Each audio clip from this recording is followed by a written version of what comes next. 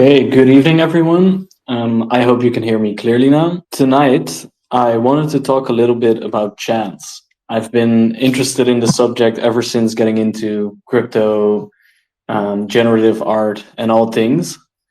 And I think chance has a huge influence over the financial side, the artistic side, but within generative art specifically, and I think vending within your project as well, it has to do with the core mechanics of the chain. So I wanted to come together both to celebrate your projects, but also to talk about it a little bit in the context of chance and what chance means to your projects and what chance means to the space in general. So everyone, I want to introduce Vending, who runs the Tezvending machine, which is a great project. Would you like to give us a little rundown for the people that don't know and are listening in? Yeah, hey, my name is Flux, and I run the Tezvending vending machine. It's a project that uses true on-chain randomization to help distribute art. So you spend a couple dollars, you end up with a random piece of art. One of the things about the space is that there's not a lot of discovery tools, and there's so much art out there that this kind of democratizes the process and sensitizes people to look outside the scope of what they normally collect. Great. And to get artists to deliver art, how do you get artists to actually put art into the machine to be distributed? What's your strategy there? We purchase art on a continuous basis for the machine. Actually, a fairly large proponent collector in the Tezos space for the last 2 years. And when I was running numbers a couple of weeks ago, I realized that I've donated 30% of all the art I've collected to the vending machine. So I think the more people appreciate we can grow the ecosystem, the stronger it becomes for everyone. And I believe there are curated vending machines as well. Could you tell me a little bit about that? Yeah, so we do artist takeovers, we do group events, we do shows that have more of a component of selected art around a theme or a specific artist, and those happen generally every month or every couple of months, depending on when people are ready to. After that, I want to introduce another guest, Julien. I'm not going to try to pronounce your last name because I think I've been saying it wrong, but Espagnon, is that close? Yes, Espagnon, perfect. Great.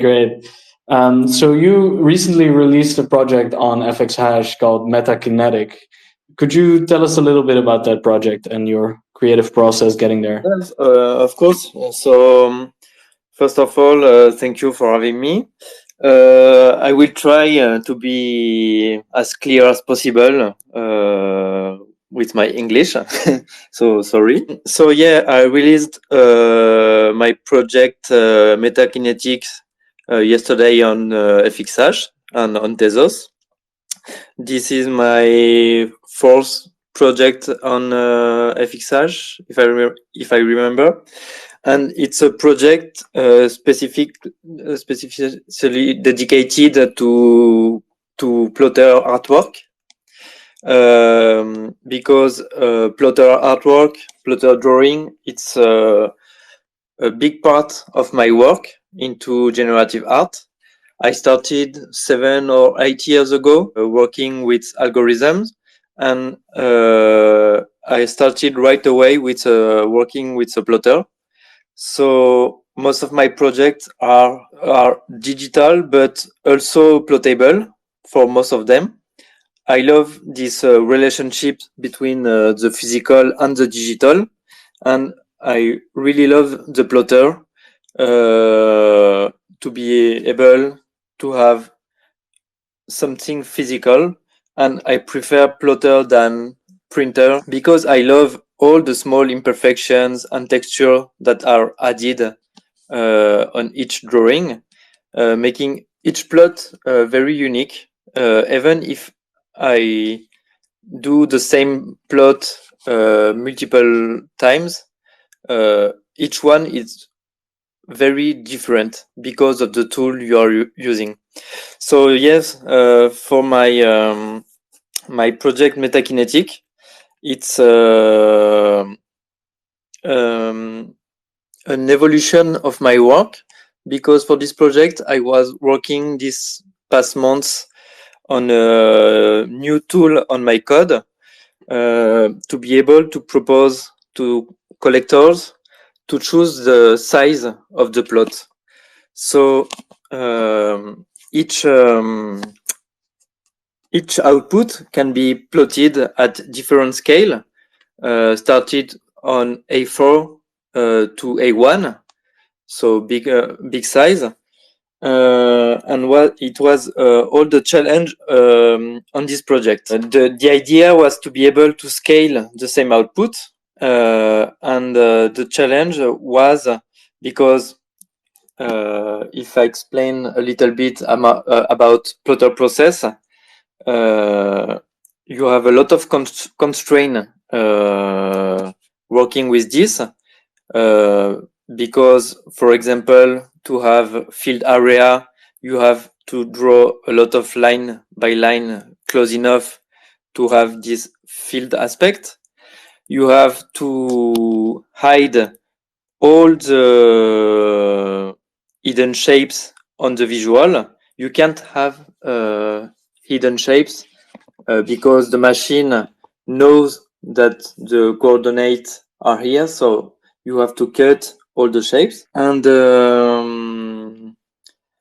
so for this project, I had to work on the number of lines to add and their overlap in relation to the scale of the drawing to be able to have the same result on the small format and the big one, because I'm using the same tool all for all the sizes. And this project, it's also part of a project that I started 5 years ago, I think. And that was also a plotter drawing, but only on black and white. And since 2 years, I really started working with colors, because it's something I really like. I painted a lot when I was younger, and I'm feeling increasingly at ease with the plotter. I wanted to get into it with plotter. So today I'm looking more and more to paint with this tool. So that's why I work a lot with colors, using acrylic marker for my project. So yeah, that I can say about this project. The other challenge was working with color. It's pretty hard sometimes. So I think about a lot about color palette. That was another challenge on my project. So getting all these parameters that's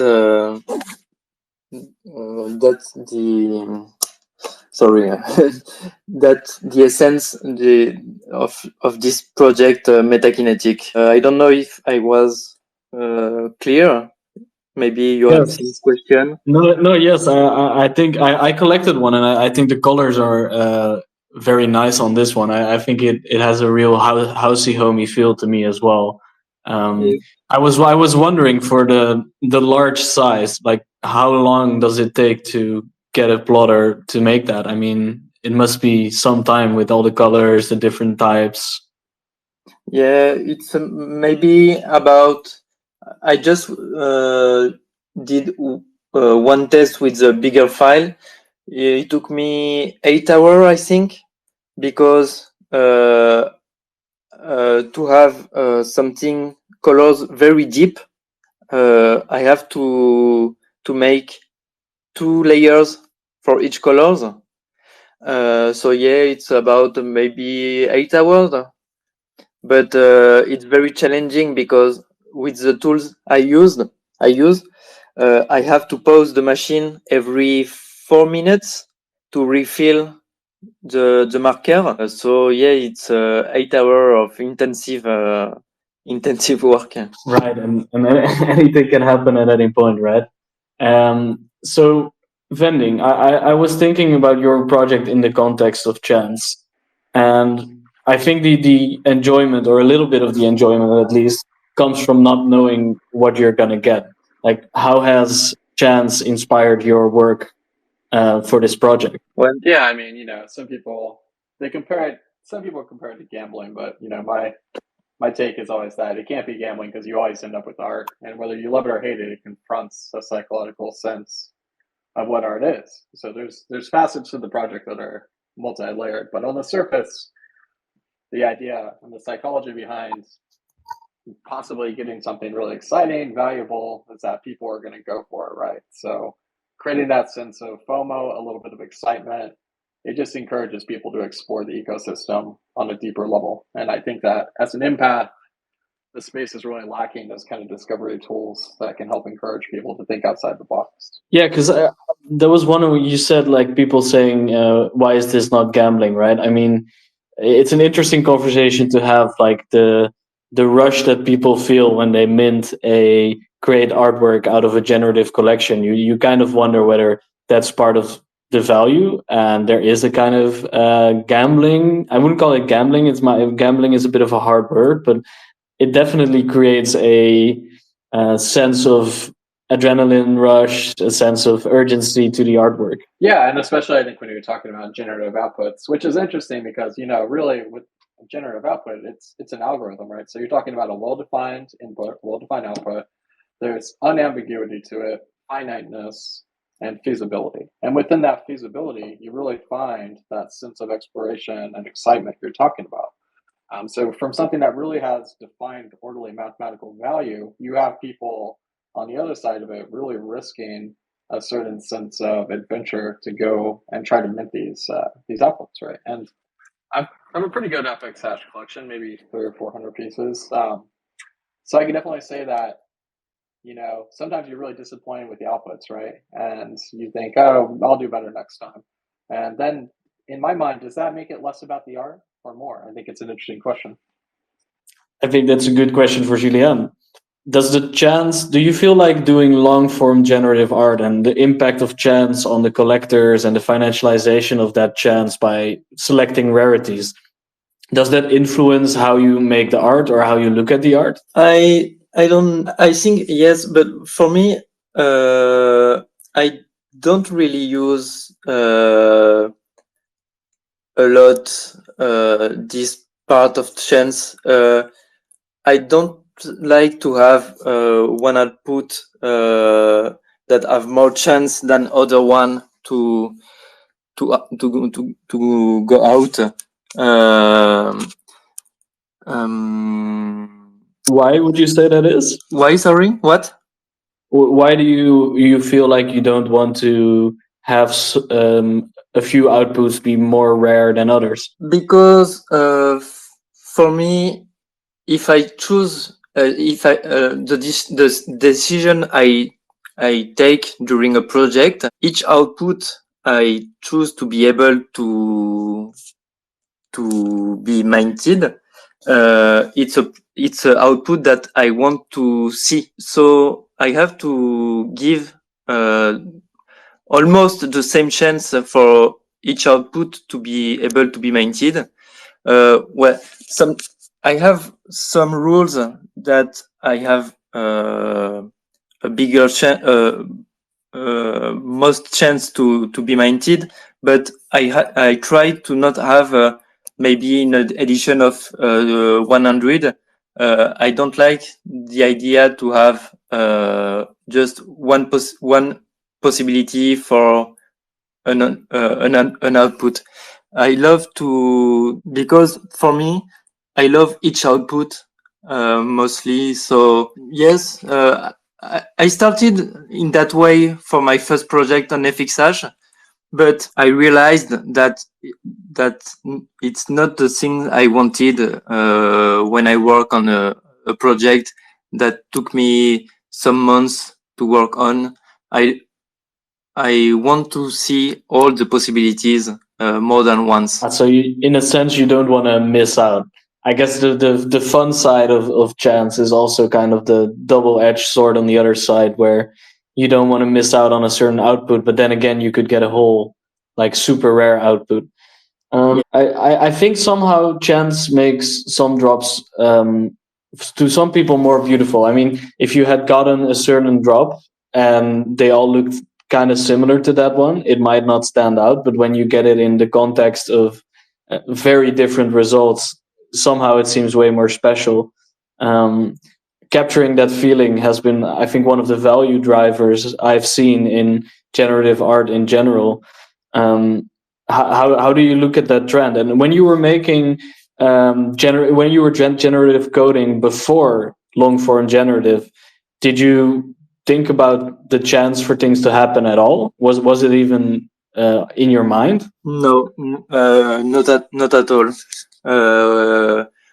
Before all of these, long form NFT, I was doing generative art, mostly with Plotter, and I wasn't thinking about this at all. I think the first time I heard about this was with art blocks and FXH. It was not in my mind when I was working before that, and maybe that's why today it's more difficult for me to work in this way. But however, I think it's a good way to work too. Maybe for another project I will work on that way, because maybe with the concept of the project it will work, but I think it depends on the project. But no, yes, before that I never heard about this way of working. Yeah, it's very interesting how this movement of long form generative has kind of shaped how generative artists are thinking about their art these days. I mean, long form has become kind of the golden standard. And just switching topics here a bit, vending. I was reading a little bit about the coin you have. I think it's Svend. Am I correct there?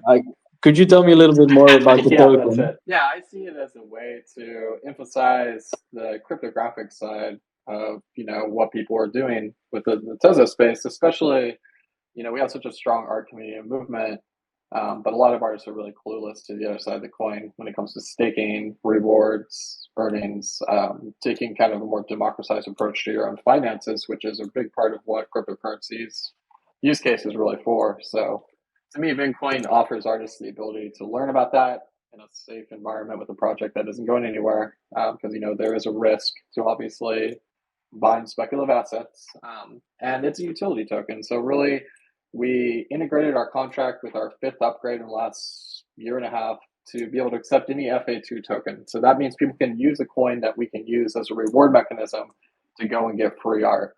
So in my mind, it really increases the viability of the project and adds a whole nother layer as a way of people to engage with, being able to utilize the machine and share it with their friends. You can say, hey, I have some spare Bitcoin. Why don't you go give it a try? You can get some free art on Tezos. It's a really cool ecosystem and it won't cost you anything. So for me, that's the main attractor. And, it's been really popular. There was almost 20,000 Tezos committed in our IFO cell with Crunchy, who's been doing great work in the space. And I really see that DeFi is going to be an up-and-coming thing on Tezos as we move into this next cycle. So I would encourage anyone to just check it out and play around with the ecosystem and gain a familiarity. Nice. Yeah, I'm definitely excited to see what vending machines are coming in the future where I can spend that vend, I guess. And I was also wondering on the future of the vending machine project. Could you share a little bit about your thought process on like how can we bring the Tezvending experience and the rush of collecting art like this? How do you want to bring this to the world? Because I think it's a wonderful idea. Yeah, I started the project just from my own interest base as a collector in the space, and I've been collecting NFT since 2018. A lot on ETH before I discovered Tezos, and originally, I wanted the project to be on Ethereum because it's kind of the gold standard for art in the space. It's grandfathered in, so to speak. It has the largest developer base currently. But the fees and the inaccessibility to a world population because they can't afford to mint or collect art on it really turned me off to the idea of having it there. But now we're moving into a whole new phase, and there's a big upgrade coming called Dinkan to Ethereum in March. If anyone's not familiar, they should look that up. And it's going to reduce fees by almost 90% on most transactions. For me, the future of art collecting is really multi-chain. It's about good art at the end of the day. And the blockchain becomes a tool as long as there's future viability and validators and people create a robust ecosystem. It stores all of this information to history that would normally be lost within a greater artistic context. So I would like to move the vending machine to a cross-chain project on Ethereum and Tezos, and that way encourage people on the Ethereum side to look at how much great art is on Tezos, and to help encourage people on Tezos, mint on ETH, and experience the greater brevity of the market. Because right now I feel like there's somewhat of a disparity between the two worlds, and a lot of it's just tech, right? Like people become so entrenched in what they've been doing or a pattern of how they interact with the ecosystem. They don't move outside of that. So by using something like the vending machine to spark a little bit of joy, a little passion, some gamification, I think we can move closer to bridging the gap between ecosystems and show everyone, how great the community really is on Tezos.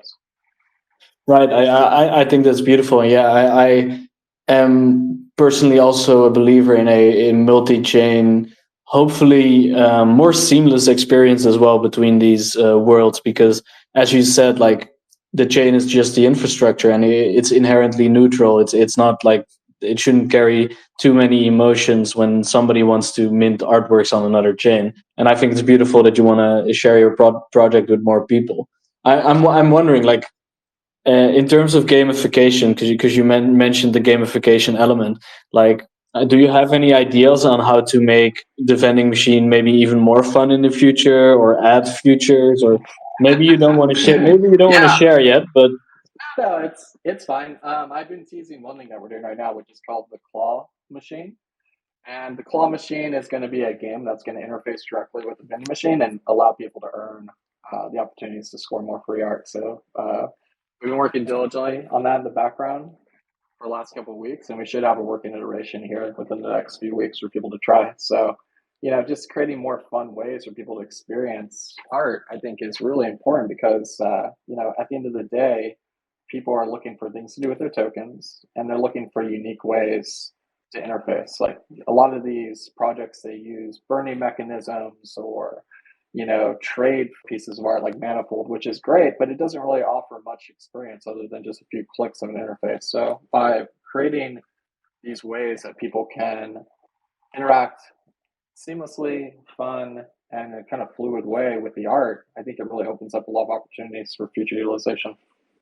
And just curious, are there any projects that you are inspired by, you feel like carry the same kind of gamification? Because I do see some projects, but I feel like the gamification element could be more used in the space. Yeah, I think it's really unique, and I think that other than these games like Step In or some of the big crypto games that are out there, there hasn't really been a lot of integration of just fun ways to do things that aren't so intensive that they're sending people on quests and making you grind to get a whitelist or a token or whatever the reward is. So for me, the vending machine is a really unique standalone project that relies on back-end computer data science to construct real on-chain randomization, which is really key to the project. And I haven't really seen anyone else doing it. So it'd be interesting to see how people could utilize or maybe even create mini games that can interface with the vending machine moving forward. I'd be interesting to see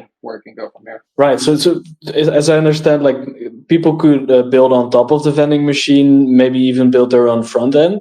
Is that an option as well? Yeah, so that's actually one of the things in our roadmap. And timing in the space is everything. So the last year and a half, we've really been working on community building, contract upgrades. Like I mentioned, we've done 5 over the last year and a half, which are labor intensive on the back end, but essential to help grow the ecosystem, the viability of the project. But one thing that we want to open up in the future is for everyone to be able to get their own vending machine, right? So individual entities will be able to pay for the back end contract work, a fee for our time energy, and then they'll be able to have their own vending machine that they can operate kind of as a white glove service. So I could see it being more like everyone can utilize it, more egalitarian, and we can keep doing what we do, which is helping grow the art economy, but not have it to be always where it's just takeovers or curated events. And even on that, the curated events, they take a lot of energy. We go for between 2 and 4 weeks. We have to build on the back end to make each of these things work.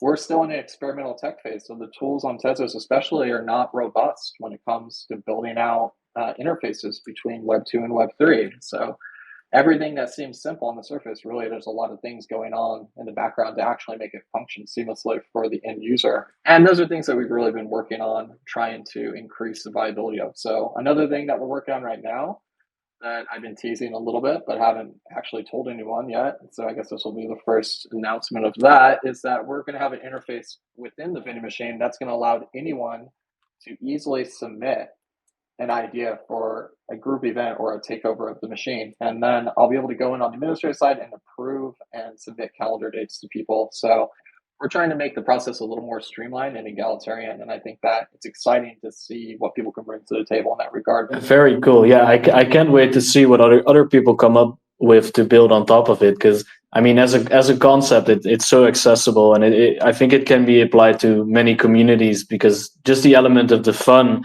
of like sharing in the collecting of NFTs, but adding a little bit of an element of chance, I think, especially for events, that's amazing.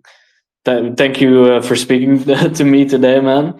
And I'm going to give a quick announcement on, I invite everyone to come to the Musée d'Orsay this week during NFT Paris.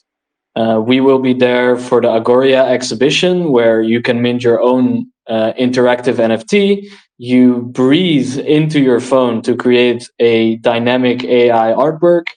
And I hope to see you all there. I think for this time, we're not going to open up the floor, because I had kept it to around 40 minutes. I want to thank you, Julien, and I want to thank you, Vending.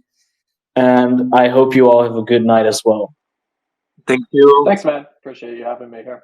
Have a good night. Thank you so much.